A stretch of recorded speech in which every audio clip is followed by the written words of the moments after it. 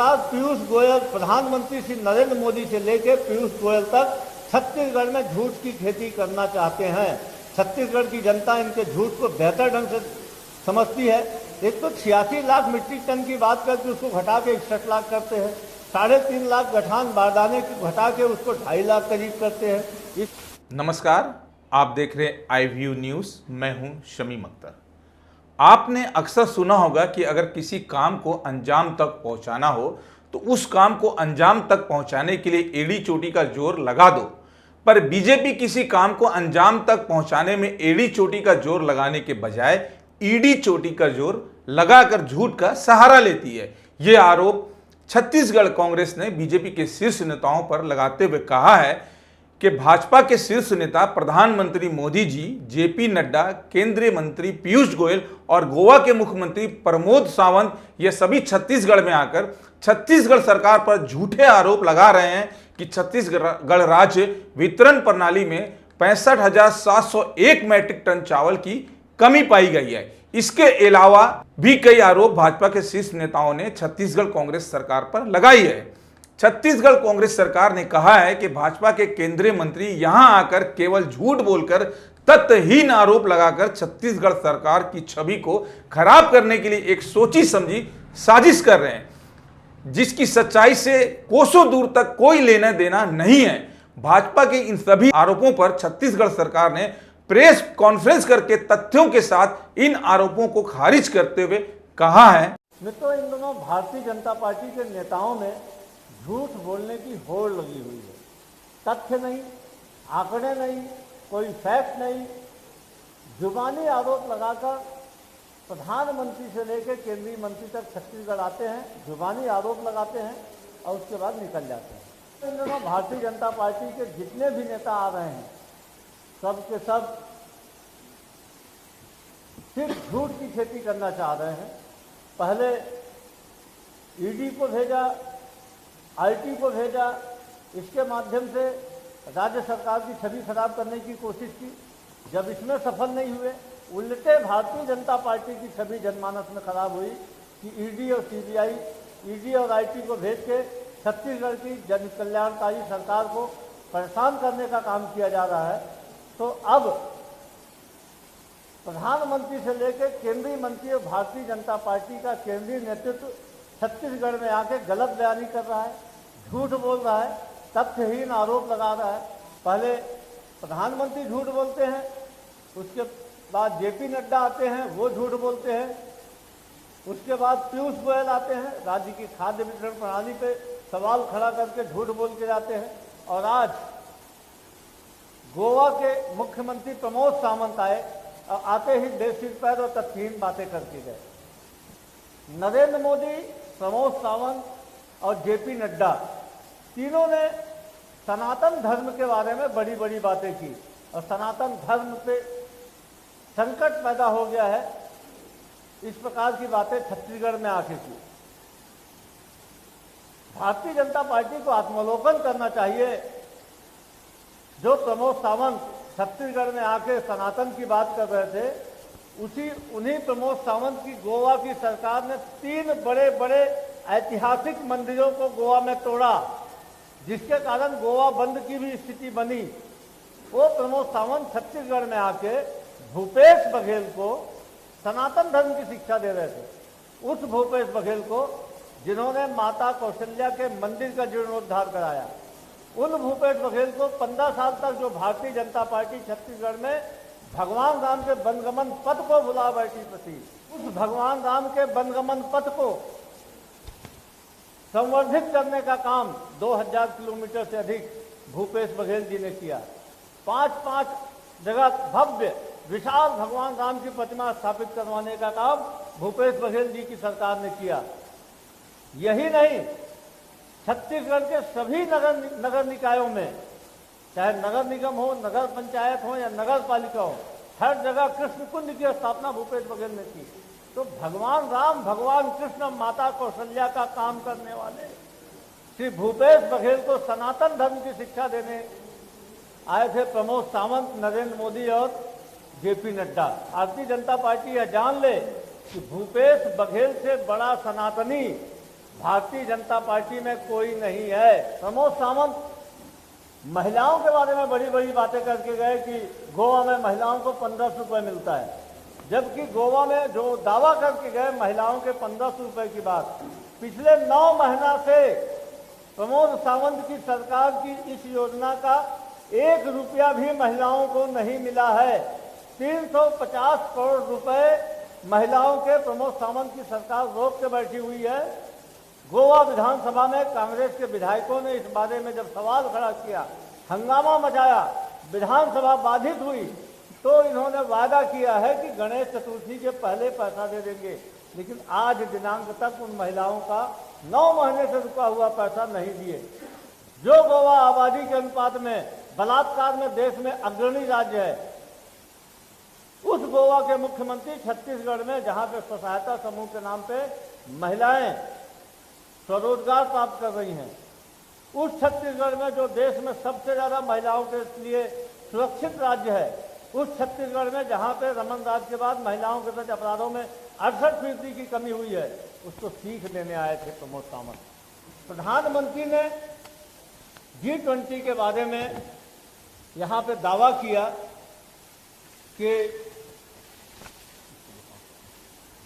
G20 का सम्मेलन छत्तीसगढ़ में हो चुका है।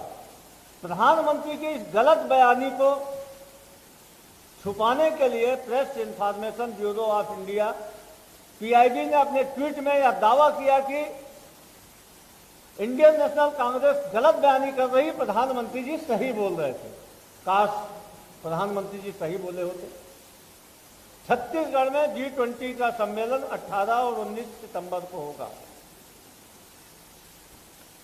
जिस G20 के सम्मेलन की बात का दावा PIB कर रही है, वह IIM के नवा रायपुर के IIM में युवा संवाद कार्यक्रम था, जिसमें केंद्रीय मंत्री अनुराग ठाकुर, रेणुका सिंह और IIM के निदेशक डॉक्टर राम कुमार कामानी आए हुए थे। अब उसके कार्यक्रम का जो लोगो है, जैसे कि कोई भी कार्यक्रम जो भारत सरकार का होता है, उसके लोगों में एक तरफ आज़ादी का अमृत महोत्सव लिखा जाता है, क्योंकि अभी G20 चल रहा है, तो उसके लेटर हेड में एक तरफ G20 भारत 2023 इंडिया लिखा हुआ है। तो युवा संवाद कार्यक्रम को G20 का कार्यक्रम बताने की कोशिश की जा रही है। माननीय प्रधानमंत्री जी ने कहा था कि देश दुनिया के लोग छत्तीसगढ़ के नवा रायपुर में आए, छत्तीसगढ़ के खान पान आओ भगत से प्रभावित हुए, छत्तीसगढ़ की संस्कृति देश दुनिया के सामने गई। भैया, जिसका दावा PIB कर रही है, भारतीय जनता पार्टी अपने ट्विटर हैंडल में प्रधानमंत्री जी की इज्जत बताने के लिए दावा कर रही है, उस युवा संवाद कार्यक्रम में जो फरवरी मार्च में हुआ था, उस कार्यक्रम में तो एक भी विदेशी नहीं आया था। जो 3 अतिथि थे, उसमें 2 केंद्रीय मंत्री थे, एक IIM के निदेशक थे। तो प्रधानमंत्री जी का जो भाषण था और जो इनका दावा है, दोनों अपने आप में विरोधाभासी है। और ये बड़ा हास्यास्पद है कि प्रधानमंत्री जी ने जो गलत कहा, ठीक है, उम्र का तकाजा है, हो गई चूक, ये भाषण लिखने वाले ने गलती कर दिया, तो उसके बाद PIB जैसी संस्था को तो अपनी मर्यादा का ख्याल रखना था। इसके साथ ही मित्रों, कल अचानक पीयूष गोयल जी आए चार्टर्ड प्लेन से, आके उन्होंने यहाँ पे एक प्रेस कॉन्फ्रेंस किया, झूठी बयानबाजी की, उसके बाद वापस चले गए। मैं पीयूष गोयल जी ने केंद्रीय मंत्री के पद की गरिमा को गिराया है। उन्होंने कुल 5 आरोप लगाए थे। हो सकता है आपको थोड़ा बोझिल लगे, मेरी प्रेस कॉन्फ्रेंस लंबी हो रही हो, लेकिन फैक्ट ऐसे हैं कि मैं उनके आरोपों के साथ तथ्यात्मक जवाब आपके सामने रखूंगा। पहला आरोप उन्होंने लगाया कि राज्य सरकार गरीबों का चावल खा गई। उनका यह आरोप पूरी तरीके से शरारतपूर्ण, झूठा और गलत था। राज्य सरकार ने गरीबों के एक एक दाना चावल का वितरण करवाया है। पीयूष गोयल ने दूसरा आरोप लगाया कि राज्य के वितरण प्रणाली में अनियमितता की गई और 65,701 टन चावल की कमी पाई गई। 65,107 टन मिट्रिक टन चावल की कमी पाई गई, ऐसा दावा करके गए।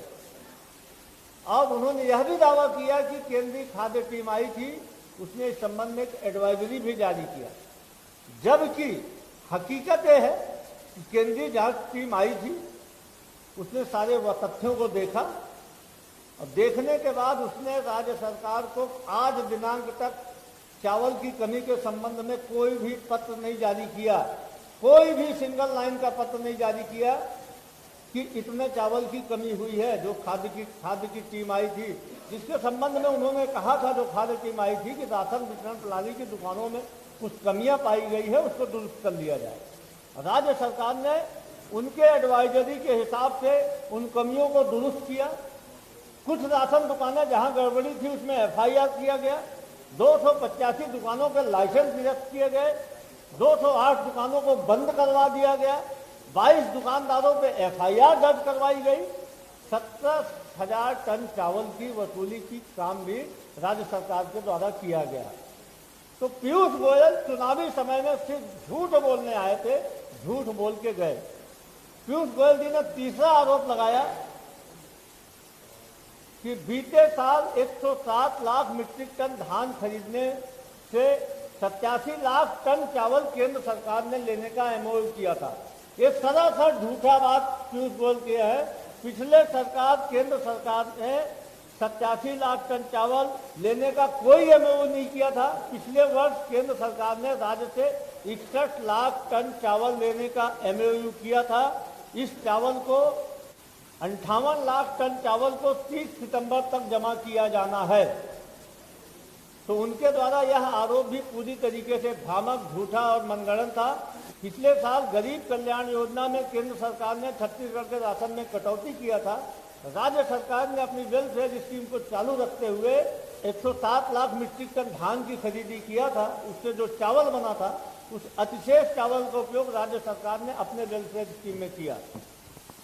पीयूष गोयल का चौथा झूठा आरोप था कि 86 लाख टन चावल के बदले जो 61 लाख टन चावल की कटौती की गई है, वह कांग्रेस सरकार झूठ बोल रही है। इस संबंध में 2023-24 KMS पत्र क्रमांक KMS 23-24 में राज्य से 86 लाख टन चावल लेने के बाद केंद्र सरकार ने कही, जिसके पत्र है हमारे पास, उसके बाद में 28/8/2023 को सूचित किया गया कि राज्य से 86 लाख टन चावल के बदले मात्र 61 लाख टन चावल लिया जाएगा। जबकि पीयूष गोयल बोलते हैं कि 100 लाख टन चावल लेंगे, उसको भी लेंगे। यदि ऐसा है तो आपका सचिव राज्य सरकार को चिट्ठी लिख के यह क्यों बोलता है कि 86 लाख के बदले मात्र 61 लाख टन चावल लिया जाएगा?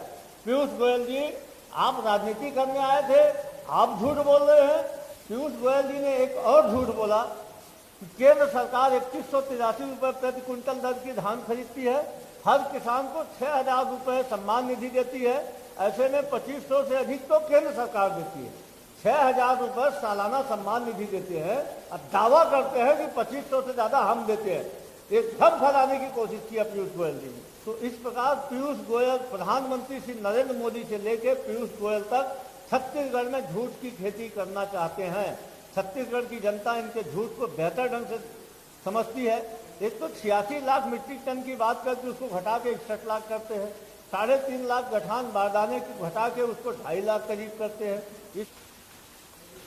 अगर छत्तीसगढ़ कांग्रेस सरकार अपने पीसी में झूठ बोल रही है तो भाजपा को इस बात का जवाब तथ्यों के साथ छत्तीसगढ़ की जनता के बीच जरूर रखनी चाहिए। अगर भाजपा छत्तीसगढ़ कांग्रेस का जवाब तथ्यों के आधार पर नहीं रखती है तो छत्तीसगढ़ में भाजपा की बची कुची साख पर और बट्टा लगना तय है।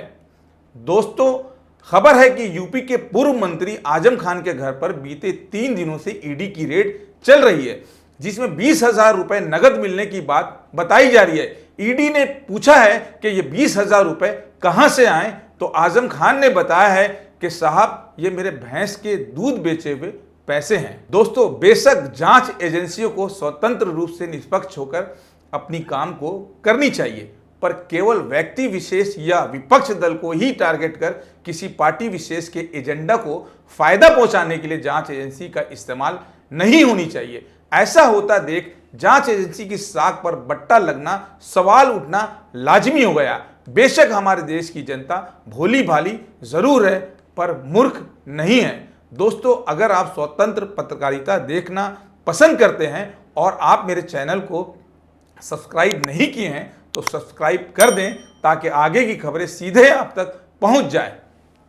जय हिंद।